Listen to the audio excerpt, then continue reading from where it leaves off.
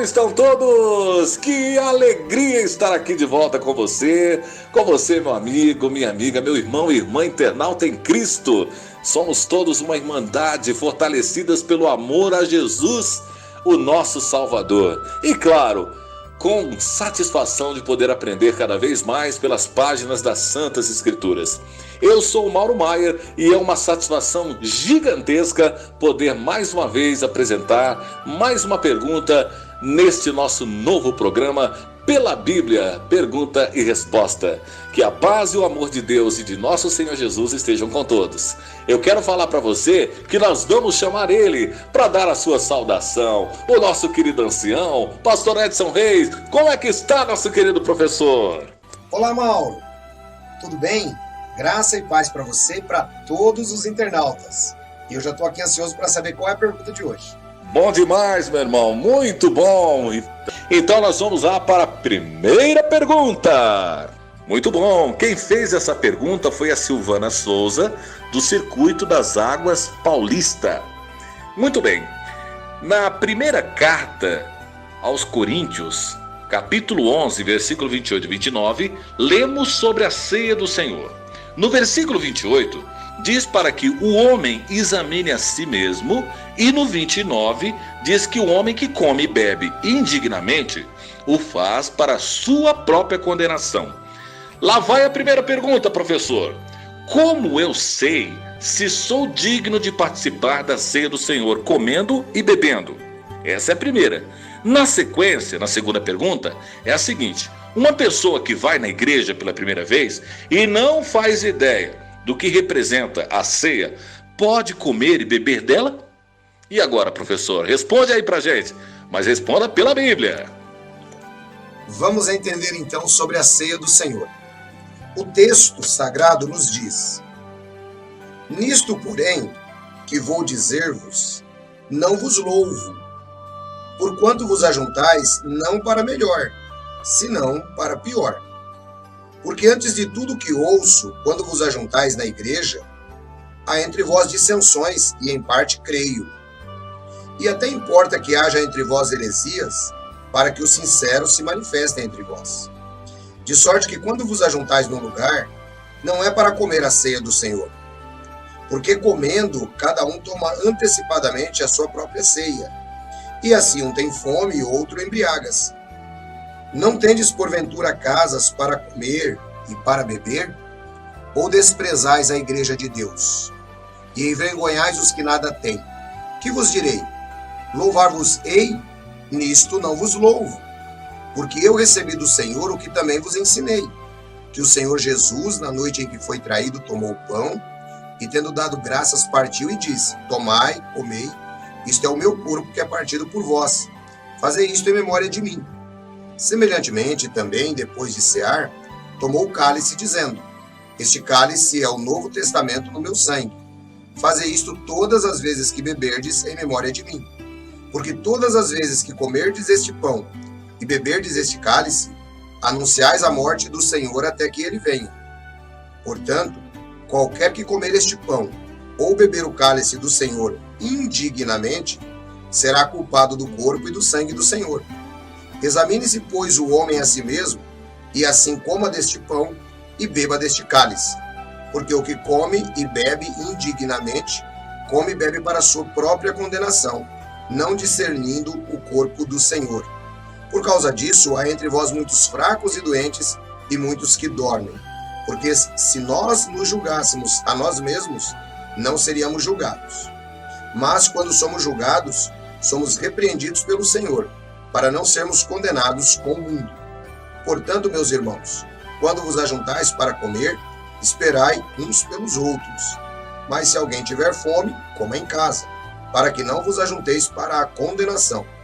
Quanto às demais coisas, ordená-las-ei quando for. Bom, nós percebemos então aqui o texto completo da ceia do Senhor, não apenas um texto separado. O que é que o apóstolo Paulo, na realidade, está dizendo aqui? Primeiro, nós precisamos entender que a ceia do Senhor era diferente da ceia como nós vemos hoje as ministrações das igrejas.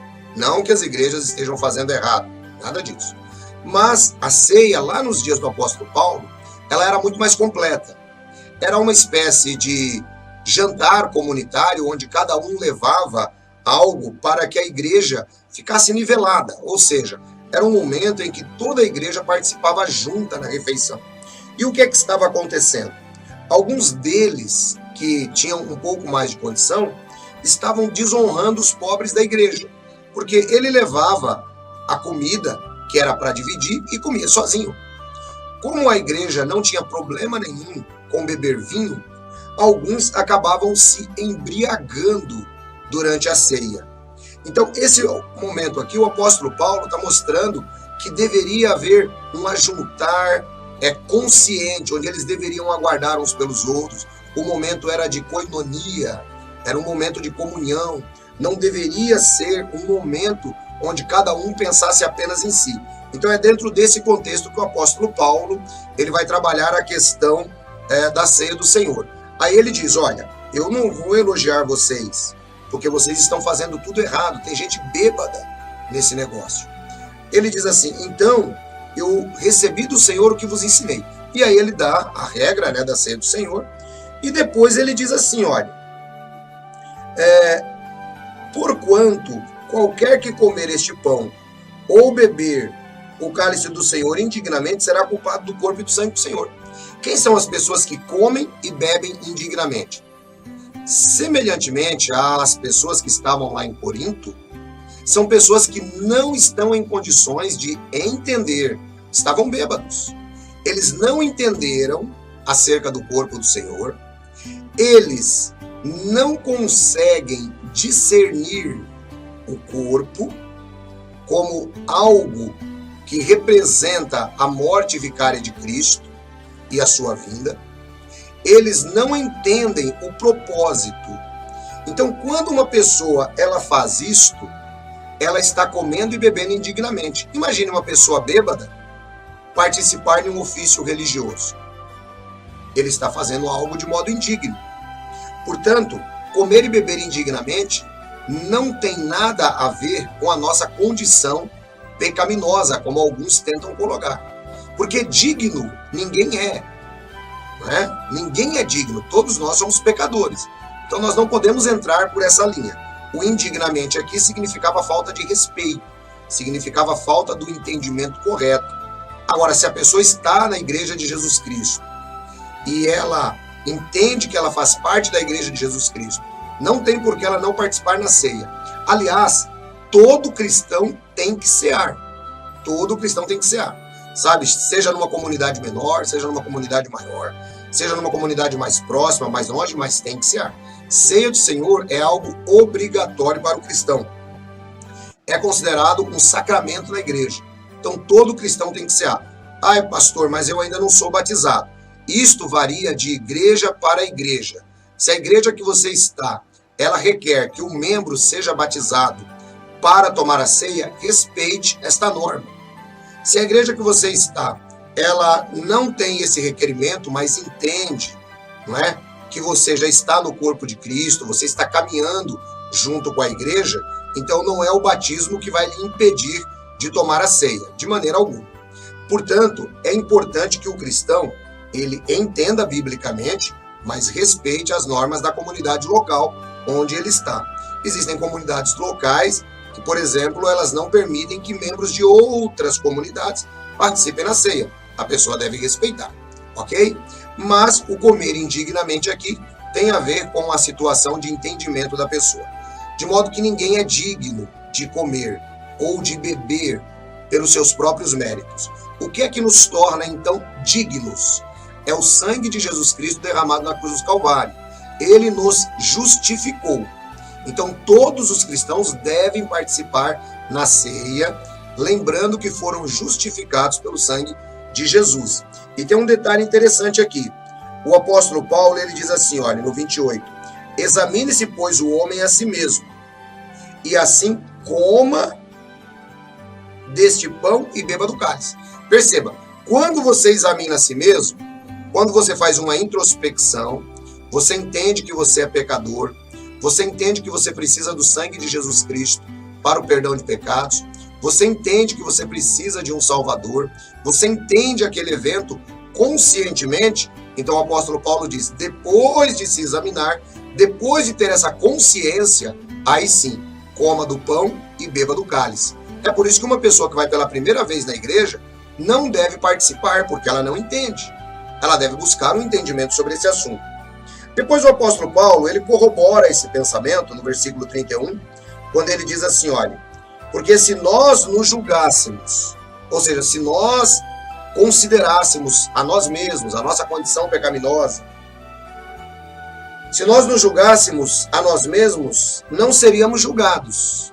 Ou seja, se eu julgar a minha condição pecaminosa, eu entender que eu preciso do sacrifício de Jesus Cristo, eu entender que eu tenho que tomar a ceia, eu não vou ser julgado de uma maneira indigna, como alguém que simplesmente participa por participar. E aí depois ele continua, mas quando somos julgados, somos repreendidos pelo Senhor, para não sermos condenados pelo mundo.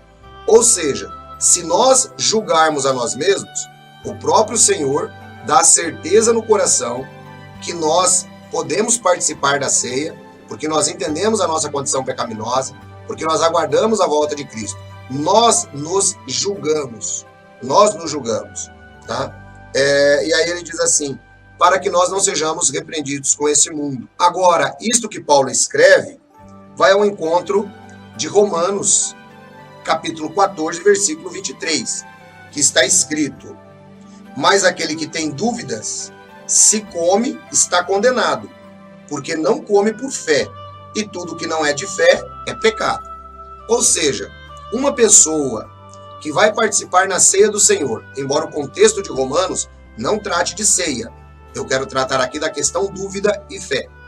Uma pessoa que come da ceia, sem entender, sem conhecer, ela está fazendo indignamente. E aquele que não o faz participando por fé, ele peca.